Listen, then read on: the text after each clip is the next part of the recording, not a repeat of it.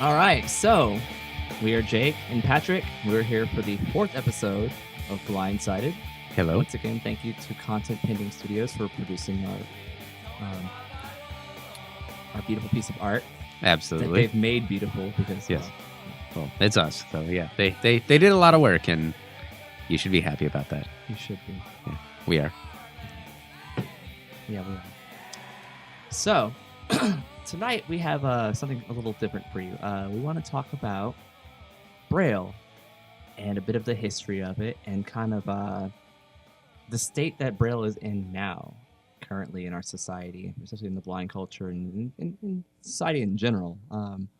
There's a lot about the Americans with Disabilities Act that has made Braille and other, as well as other accommodations for disabled people, to be a part of America as we know it. I mean, let's talk about the places where we find accommodations. Let's talk about, first of all, environmental accommodations, like Patrick, like ramps, right? Mhm. Restaurants, Ramps, yeah. accessible chairs, and Accessible men's and women's room with the signs that say men and women, so that The we Braille don't signs, have yeah. any Mhm. issues. Also, like certain like lifts in certain buildings, and Mhm. as you walk around, certain ramps and that slope down for street crossings instead of like just big drop offs. It's for wheelchair people, for blind people. It's all kinds of people that need them. So Yeah, they call them curb cuts. I curb believe. cuts. Well, Yeah. there's a bunch of names. Truncated domes, curb cuts. There's like all kinds of stuff. I know. It's silly. But yeah, so the ADA, of course, covers a bit of everything. Yes. So It was released in early 1990 is when the ADA first came. First was full circle. full circle. Yes. Because there were things that already came out in the 70s about it, but mostly like when its big product came out, it was in 1990. Yeah. So, but yeah, so one of those things that was incorporated into it was the use of Braille in various things like bathroom signs, ATM machines. The drive-up ones are a little weird. It's kind of like, well, if we could drive up to them, we probably wouldn't need them. I don't know, but yeah, that's a little goofed. I want to say it's probably the people that are in the back seat. Okay, yeah, I never thought about that. I just thought maybe some passenger is just reaching across his tolerative, his tolerant companion, and just being like, okay, well, which I'm cool. betting happens Yeah. too, because I Yeah, don't want to yeah, tell. yeah. I don't want to tell folks my ATM machine, my ATM number and all that stuff. So Yeah. my card number rather. Excuse me. Yeah, and if you're pressing your body into his face in order to reach over to it, Yeah, it's probably like, they won't see You the get my pin. armpit to Yeah. the face. Yeah, and it's exactly. Like, if it's been a hot day, I'm so sorry, but too bad. That's how you make friends, ladies and gentlemen. Yeah. Yeah. Exactly. Anyway, so I want to talk about how Braille kind of got established, and like I said, the history of it, who invented it, and what it's become today, and the state that it's in now.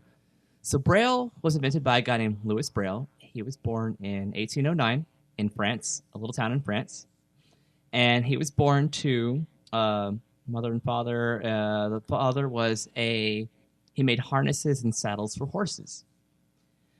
And the thing was, Louis Braille, everybody calls him Louis, so we'll call him Louis. Louis B. Straight up. Louis B. in the hizzy. Shoot. Leave Louis B. alone. Shoot. Straight up, I know. Anyway, he was 3 years old in his father's leather shop, and he was playing with an instrument called an awl, AWL. It's an instrument that was used at the time to poke holes into leather. Yes, if you let a 3-year-old play with a small Lego now, CPS would just parade you up and down the street in social media for being the world's shittiest parent. Right. Unless you had a hard drug habit, in Right. which case then they would just leave you alone. But, So- yes, Right. you're playing with this really sharp object, and go ahead and continue. Okay. So basically what happened is, numbnuts, Louis, I shouldn't call him numbnuts. Anyway. He's 3 for Christ's sake. He was 3 years old, and he was using the awl on some leather, and he slipped and stabbed himself in the eye. Oops. Yeah, that's beautiful parenting, people. Yep. Let your 3-year-old play with an awl, a sharp object. Yeah. Like Patrick said, now you would be under CPS's Good thing they didn't have so electrical fast. sockets back then. Ugh. At least I don't think they did. I think that was before Thomas Edison. Oh, yeah. Anyway, so yeah, he played with that and all, and stabbed himself in the eye. But sadly, the infection spread to both eyes. So by the time he was 5 years old, he became totally blind. So his parents decided to. They wanted to find out. There weren't many resources at the time for blind people, so they wanted to get him into certain, a school that could benefit his blindness as well as help him grow independently and whatnot. And so they sent him to a school in Paris, and while there, he learned of a man named Charles Barbier.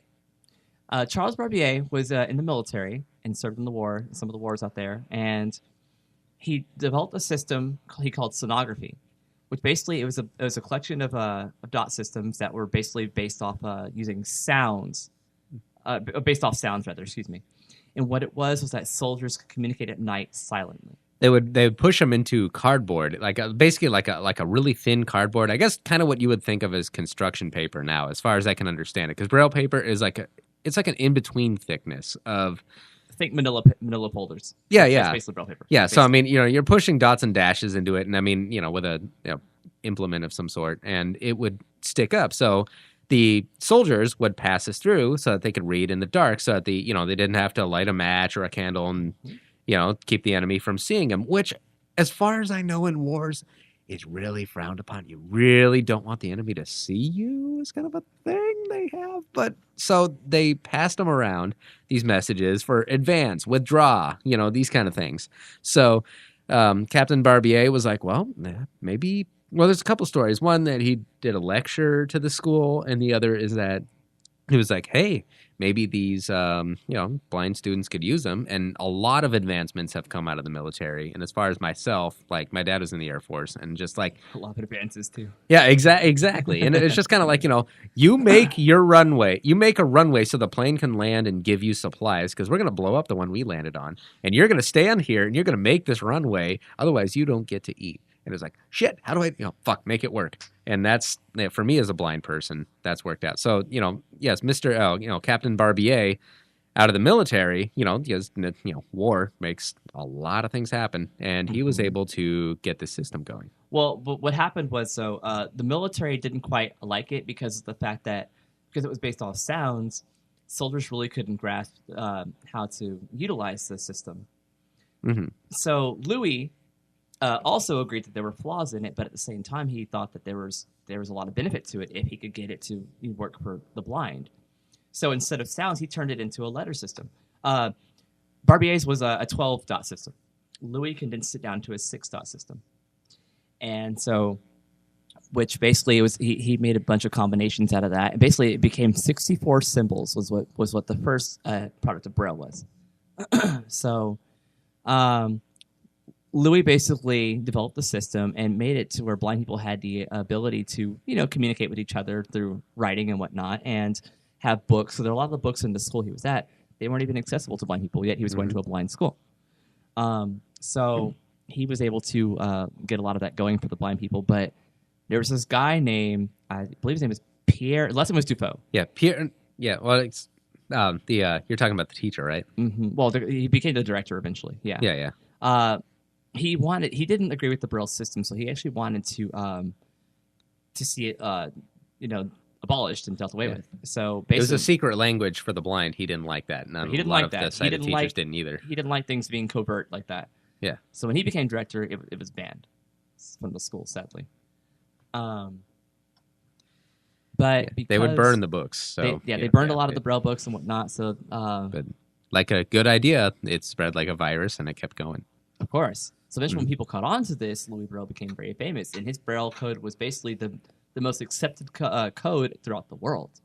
Mm-hmm. It was through. I mean, there's been some adaptations to it. Like there's of course the English version, there's the American version, there's the French version. The French didn't have a W, so we actually, when you read the French alphabet, there was no W in their code. So the W. So when you see the Braille symbols itself, it looks. The W is not like any of the others. It's very much out of place from the rest of the actual code. W for you're welcome. We gave you this W. Straight up. Today's letters are about to. Yeah. Straight up good old American. Mm-hmm. But so Helen Keller had a really awesome quote. I don't remember from verbatim, but pretty close enough. Helen Keller said that we as blind people are indebted to Louis Braille as mankind is indebted to Gutenberg. Mm-hmm. And actually, Louis Braille, he taught this guy Pierre Foucault, I believe is his name. The guy who was he was blind at age of 6, and he came up with this. He was an inventor, and he was inventing all these machines. And one of the machines he invented was the saying it would ink a letter that you typed. It was on a keyboard. You would type a letter, it would ink it, and would also kind of have the raised outline. And that's your typewriter. You know, the things that you guys look at. And he's like, they used those in the 70s. Losers. But, you know, I got a lot of stuff done. You know, that was the precursor to the computer. And so he also invented the Brailler, which is, you know, it would punch holes in paper and make the Braille. So he invented both the typewriter and the Brailler, which is just a stellar example of somebody who invented a machine that basically everybody could use. You know, just and that's just mind blowing to me, because it just, you know, he didn't stop at just like, I made a thing that blind people can use. Like, no, I made a thing that we can all use, and you know, he opened the doors for communication for everybody involved, and you know, just for everyone everywhere. And that was, to me, that's just super amazing. Yeah, man. Hats off to Foucault. Yeah. Let's pour a 40 out for him. Straight up.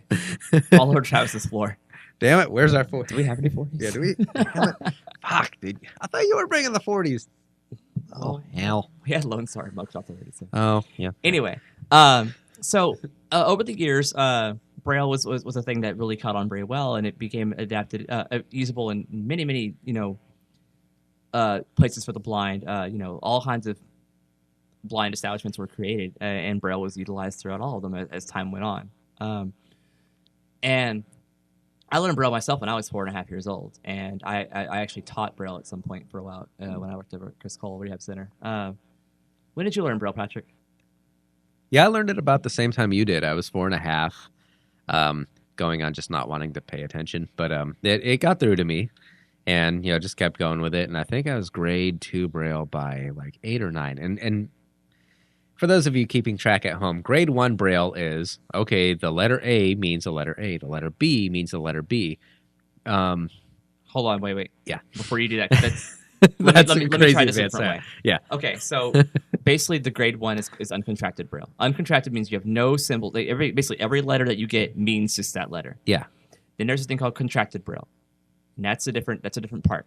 That's where like the letter T by itself is the word that. Because the thing is, the book It by Stephen King is probably about 4 feet tall in Braille. It's even contracted, double-sided, written on both sides of the page. You look at a 1,000-page book like that, and yeah, it can fit in the palm of your hand, but you look at a Braille book and it's just like, man, you need like movers for that shit. And that's why the digital stuff is amazing. And we'll get to that in a little bit, but it's so they did as much as they could to shorten it. They have a symbol for the letter the. You know, they have a symbol for the letter this, or for the word this. I went to school, kids. And so, you know, that's grade 2 Braille, where they contract in Alaska, right? Yeah, that's your first problem. Straight up, that'll do her. All that snow. I digress. But I wanted to describe to you the Braille cell really quick. Yeah, let's do that real quick. If you take an Excel fuck that. Take Battleship A1. Right here. I know. Well, they're not.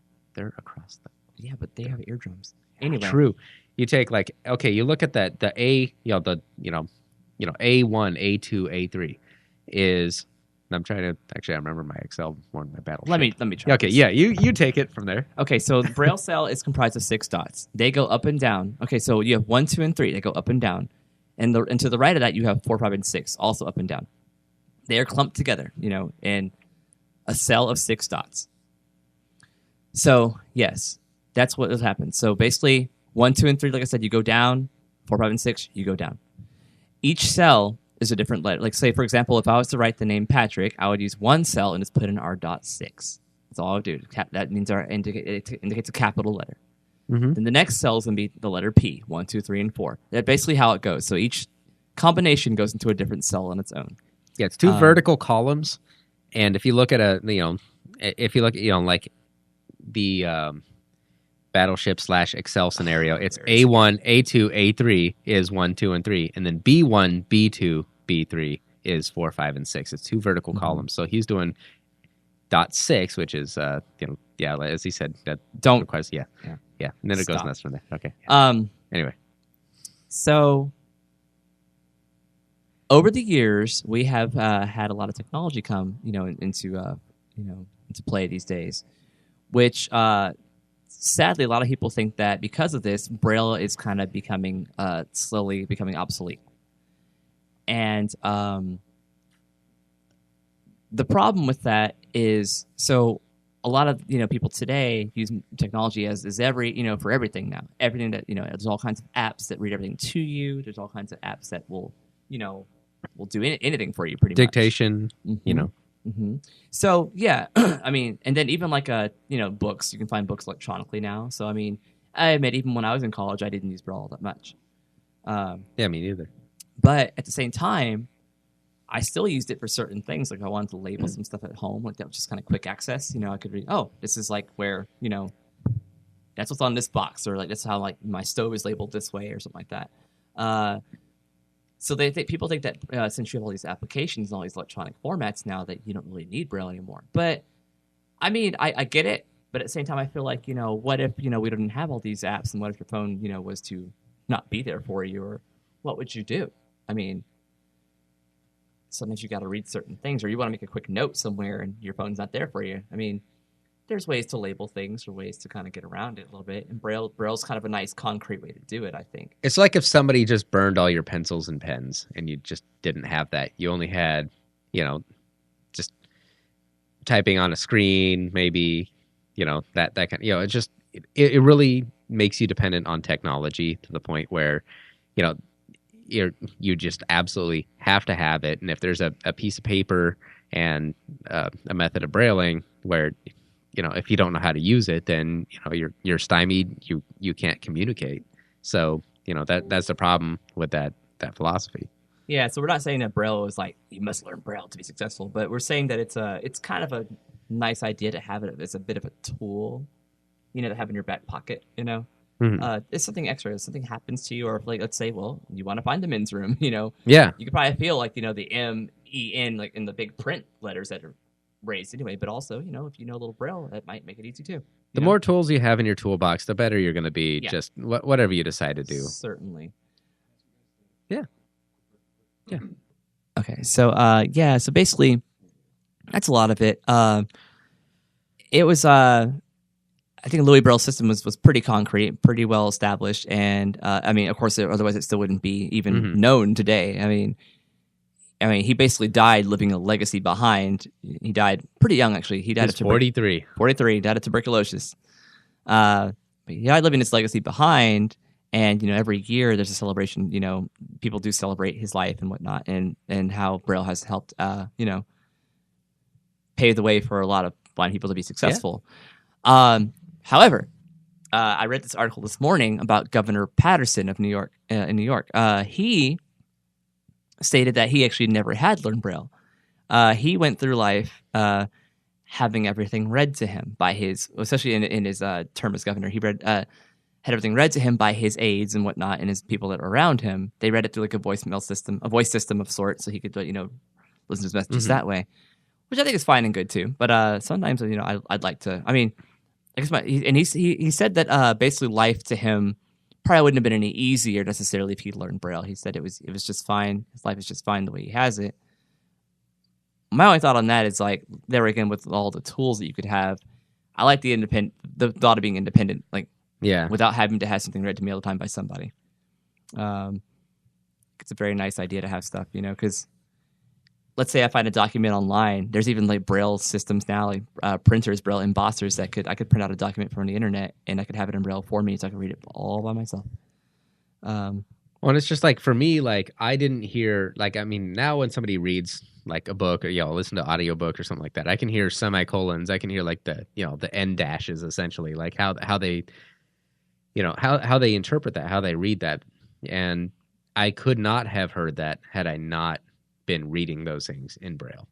And I think just the good thing I like about Braille is that it really, it's literacy. It puts you in contact with the amount of articulation that you can use to make your point. And that's the same thing with music Braille, which is interesting because when I was going to college 10 years ago, it was a very antiquated system. We had there's a software company, I'll go ahead and not name it, but people could probably figure it out, that had 3 different programs that you had to scan a piece of Braille music in, or a piece of music in, put it, edit it in another program, and then re-edit it and translate it into a third program. And it took somebody who was not only a music engineer, but a software engineer to be able to figure out.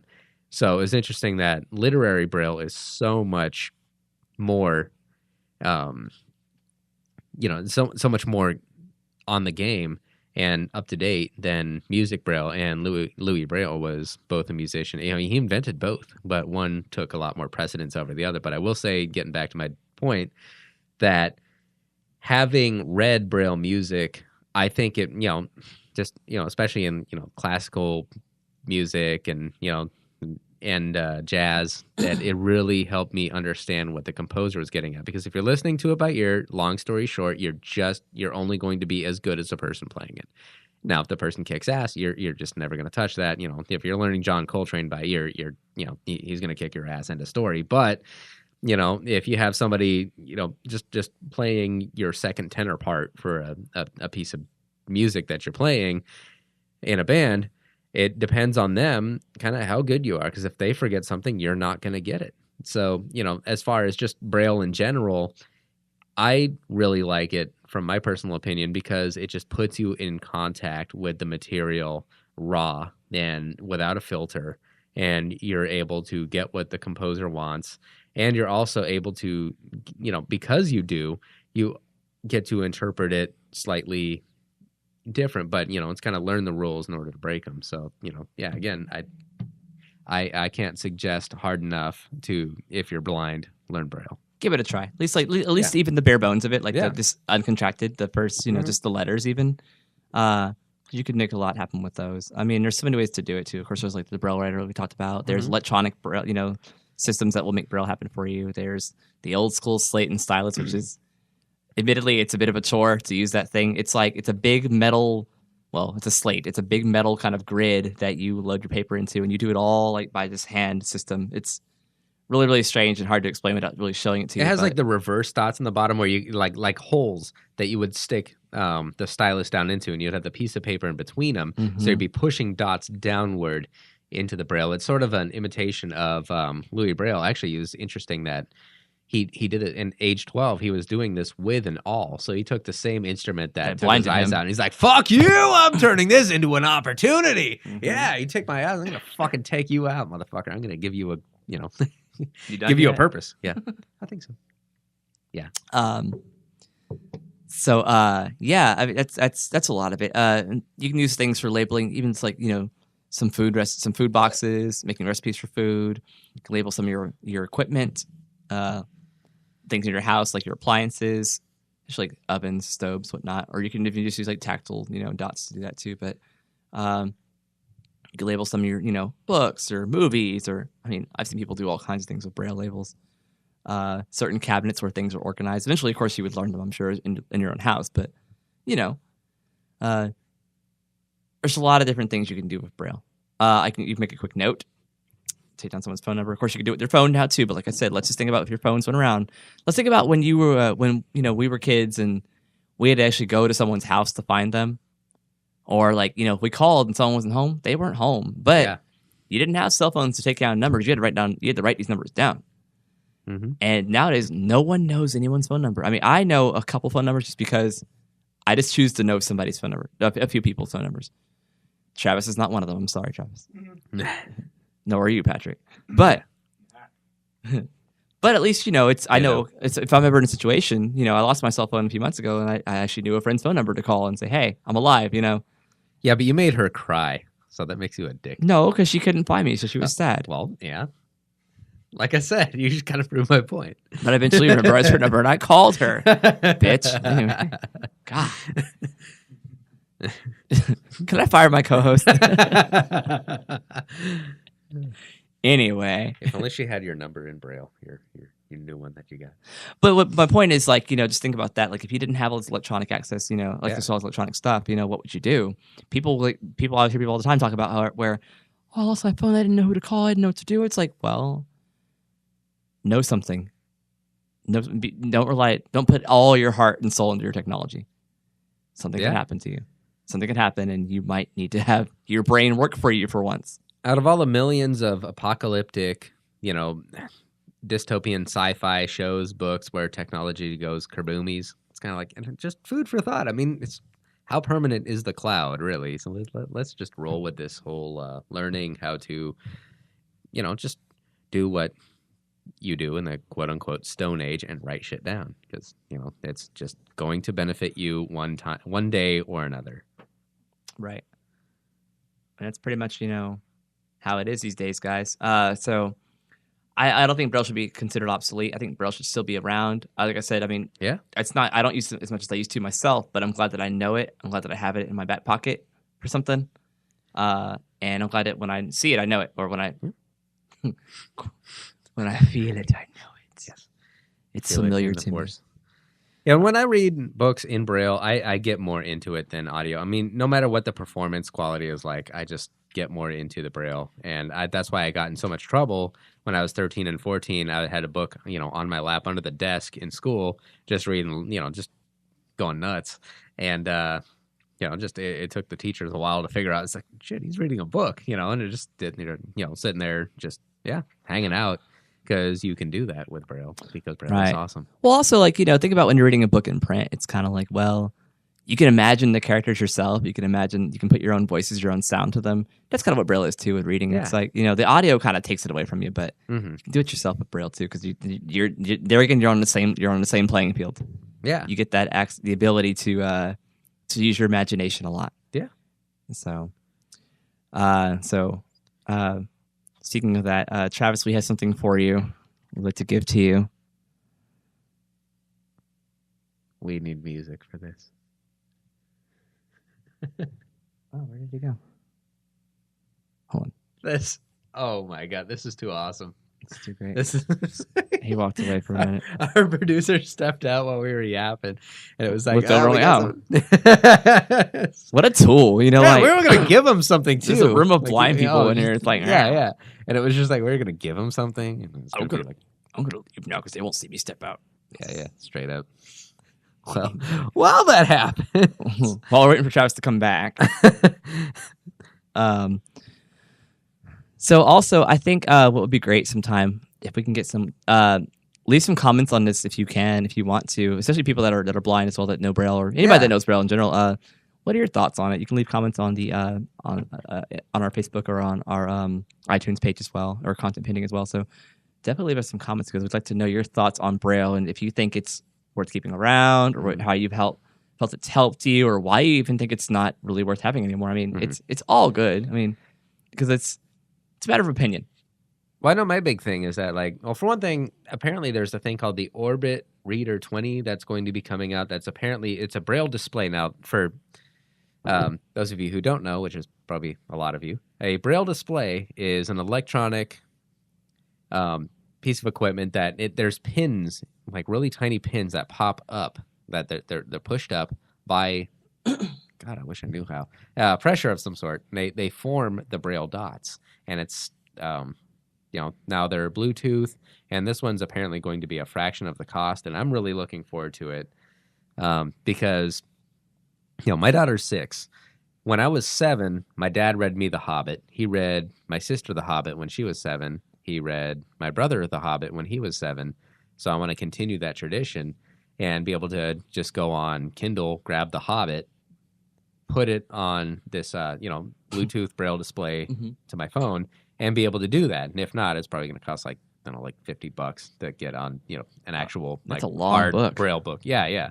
Well, not as crazy as Lord of the Rings, but this is it's just one of those things. It'd be really nice to be able to sit down and read, kids' books, to my daughter, and just be able to go on Kindle, because the iPhone will do that. I mean, it has a Kindle app, and you just Bluetooth that to the display. But if the display is $1,000 at least, it's a little hard to do that. And so that's a challenge, that I encounter with Braille as far as, getting that done because, who just has $1,000 sitting around, so that's If you do, give it to me. Yeah, I need it. exactly. Yeah, absolutely. Yeah, it's so yeah, I'm excited about this new development, and I really hope this comes out soon, and that it's what it's cracked up to be, because that would just be amazing. Anything to revolutionize Braille, especially when it seems to be retreating, in educational circles. That this would be just a lifesaver for not just myself, but for so many other blind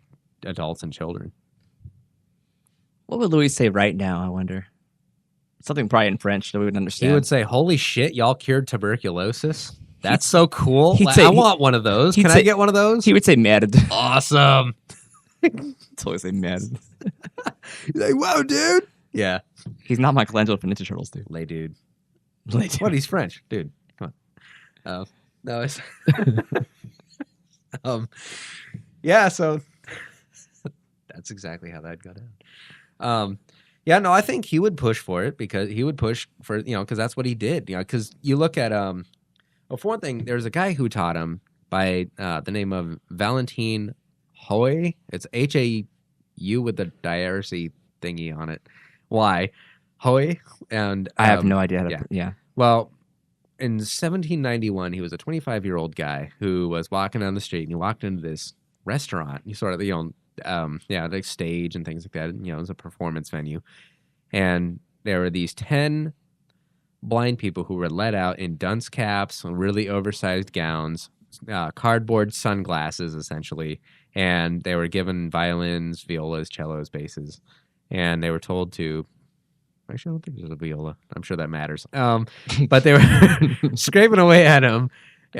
Like they didn't know how to play these instruments. That was the show. It was like, oh, look at these crazy, goofy blind guys. They don't know how to play their instruments, and they're stupid. And he went, oh shit. So he actually found this, really the only opportunities for blind people were, it was pretty much begging at that time. And probably most of the world, if not all of it. And so he found a guy who was, a kid who was begging. He had, he brought him in, paid the, kid what he would have made, and carved out letters on blocks, and taught him the alphabet. And he had this system. It was the Hoey system. And he was actually a teacher at Louis Braille's school.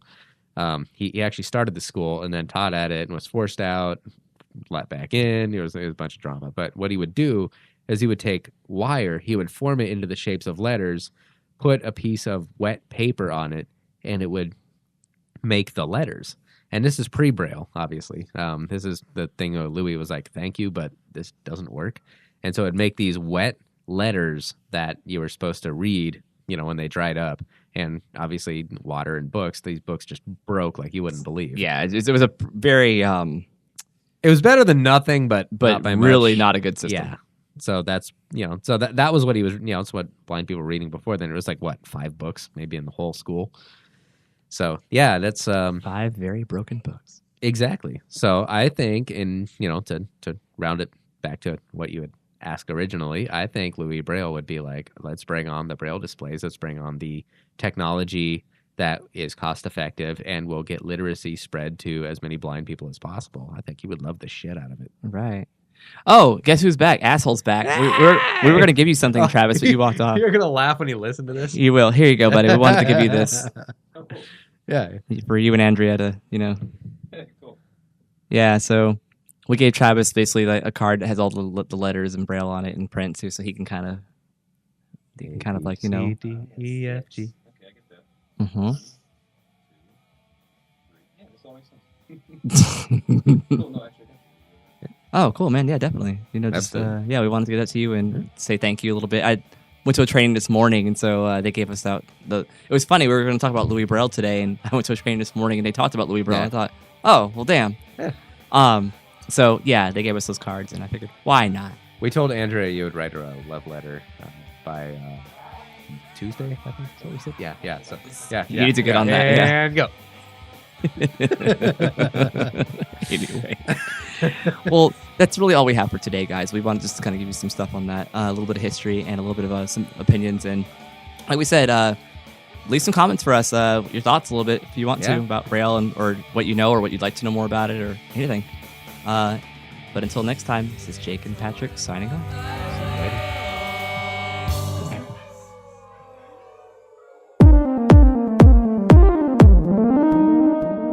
Content pending.